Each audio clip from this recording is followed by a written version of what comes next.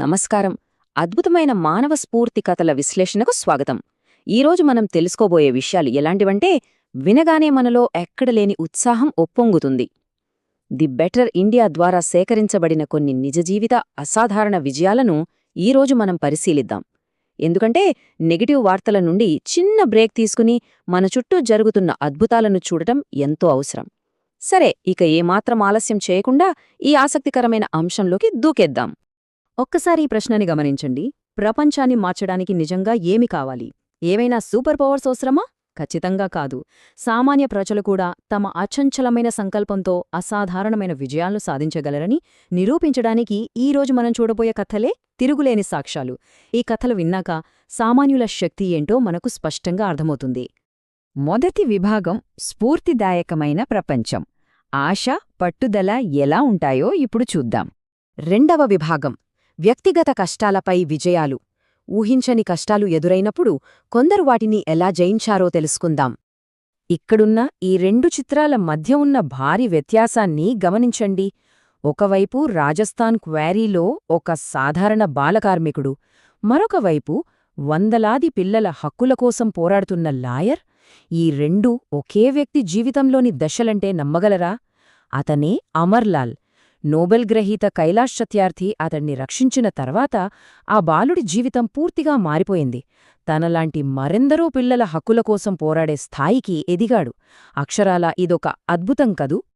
నేను నా కాలును కోల్పోయాను, కాని జీవించాలనే నా సంకల్పాన్ని కాదు. ఈ మాటలు ఎంత శక్తివంతమైనవో కదా! వీణా అంబరీష్ అనే మహిళ జీవితాన్ని మార్చివేసిన ఒక భయంకరమైన బస్సు ప్రమాదంలో తన కుడికాలును కోల్పోయింది. ఆ తర్వాత ఆమె తీవ్రమైన డిప్రెషన్లోకి వెళ్ళింది. కాని ఆమె అక్కడే ఆగిపోలేదు. తనలో జీవించాలనే సంకల్పాన్ని ఎవరూ చంపలేరని ఆమె బలంగా విశ్వసించింది. ఆ బలమైన నమ్మకంతోనే వీణ తన బాధను తన ఆశయంగా మార్చుకుంది. ఎక్కడా వెనక్కి తగ్గకుండా ఎంతో పట్టుదలతో తన ఎంబీఏని పూర్తిచేసింది. ఆపై బెంగళూరులో ఏకంగా కరీ దోసే పేరుతో తన సొంత ఫుడ్ కార్ట్ను ప్రారంభించింది.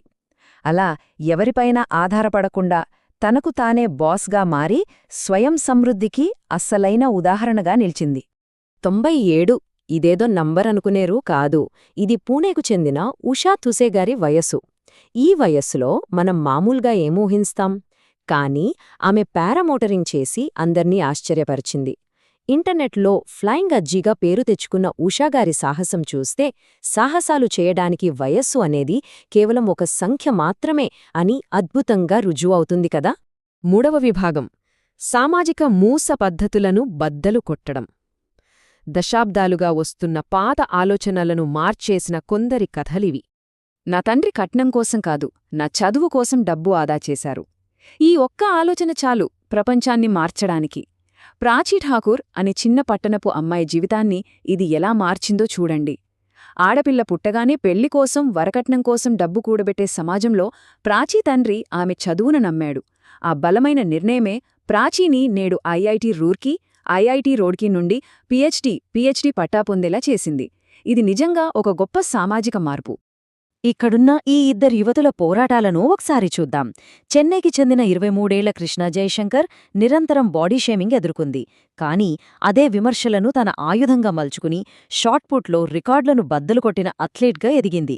ఇక మోనా డాంగి విషయానికొస్తే మధ్యప్రదేశ్లోని ఒక సాధారణ వ్యవసాయ గ్రామంలో పెరిగిన ఆమె లాక్డౌన్ సమయంలో తన పనులను చేసుకుంటూనే ఎంతో క్రమశిక్షణతో చదివి ఎంపీపీఎస్సీలో 12వ ర్యాంక్ సాధించి డిప్యూటీ కలెక్టర్ అయ్యింది. మన లక్ష్యం ముందు ఎలాంటి అడ్డంకులైనా చిన్నబోవాల్సిందే. పట్టుదల అంటే ఏమిటో ఈ టైం లైన్ మనకు కళ్లకు కట్టినట్లు చూపిస్తుంది. అరుణాచల్ ప్రదేశ్లోని తవాంగ్ జిల్లాలో ఒక అద్భుతం జరిగింది. ఆర్మీ, ఎస్ఎస్బీ, ఐఎంఎఫ్ మరియు స్థానిక మోన్పా తెగకు చెందిన మహిళలు అందరూ కలిసి ఒక బృందంగా ఏర్పడ్డారు. ఏకంగా ఎత్తైన హిమాలయాల్లో 96 గంటలపాటు సాగిన ఈ అత్యంత కఠినమైన సవాలును వారు విజయవంతంగా పూర్తిచేశారు.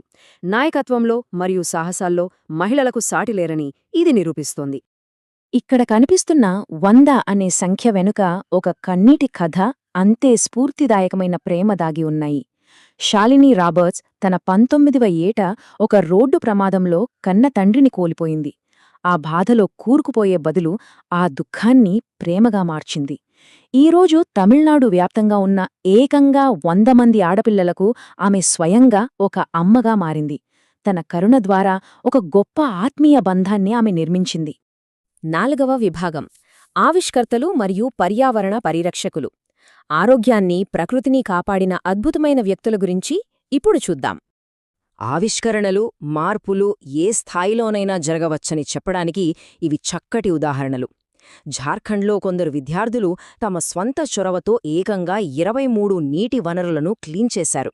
మరోవైపు లక్నోలోని కేజీఎంయు వైద్యులు రక్త పరీక్షలు లేదా సూదుల అవసరం లేకుండా కేవలం 11 మీటర్ల నడక పరీక్ష ద్వారా ప్రీడయాబెటిస్ను ముందుగానే గుర్తించే అద్భుతాన్ని కనిపెట్టారు.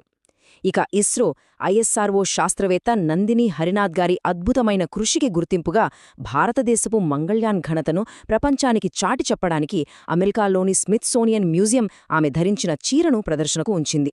వింటుంటేనే గూస్బంప్స్ వస్తున్నాయి కదూ. పర్యావరణం గురించి మాట్లాడుకుంటున్నప్పుడు సాలుమరద తిమ్మక్క గారిని అస్సలు మర్చిపోలేము. చెట్ల తల్లి అని ప్రేమగా పిలుచుకునే ఈమె కర్ణాటకలోని ఒక బంజరు మరియు ఎండిపోయిన రహదారికి ఇరువైపులా ఏకంగా 400 చెట్లను నాటారు. తన స్వహస్తాలతో ఒంటరిగా 4.5 కిలోమీటర్ల పొడవైన అద్భుతమైన గ్రీన్ కారిడార్గా ఆ ప్రాంతాన్ని మార్చేశారు. ఒక్కరు తలుచుకుంటే భూమి రూపురేఖలనే మార్చొచ్చు అనడానికి ఇదొక సజీవ సాక్ష్యం. ప్రొఫెసర్ దివాకర్ చన్నప్ప గారి కథలో ఒక ఆసక్తికరమైన మలుపుంది.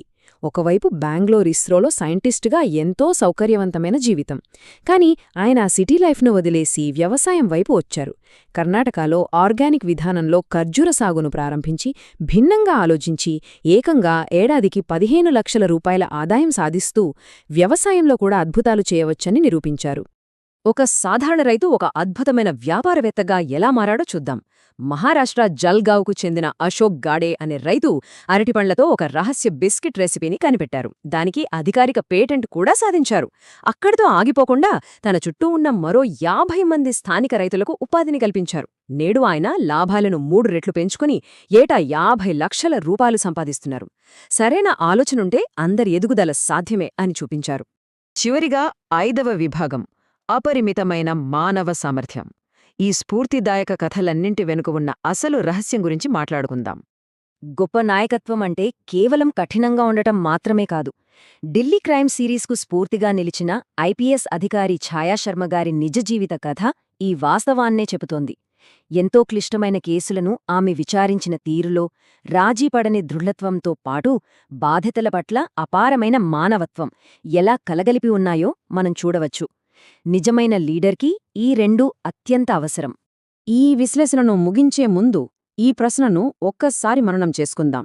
బాలకార్మికుడు లాయర్గా మారడం, కాలు కోల్పోయినా వ్యాపారవేత్తగా ఎదగడం, 97 వయసులో ఆకాశంలో ఎగరడం, బంజరు భూమిని అడవిగా మార్చడం, ఇవన్నీ సామాన్యులు సాధించిన అసాధారణ విషయాలు. మరి అలాంటప్పుడు భవిష్యత్తును తీర్చిదిద్దే మన సొంత సామర్థ్యాలకు పరిమితులెక్కడ ఉన్నట్లు? బహుశా ఆ పరిమితులు కేవలం మన ఆలోచనల్లోనే ఉన్నాయేమో. ఈ కథల ద్వారా రేపటి ప్రపంచాన్ని మార్చే శక్తి మనందరిలో ఉందని గ్రహించడం ఎంతో ముఖ్యం. ఈ స్ఫూర్తిదాయకమైన ప్రయాణంలో తోడుగా ఉన్నందుకు ధన్యవాదాలు. వనరుల్లో దాగి ఉన్న మరిన్ని ఆసక్తికరమైన విషయాలను విశ్లేషించే మరో అద్భుతమైన ప్రదర్శనతో మళ్ళీ కలుద్దాం.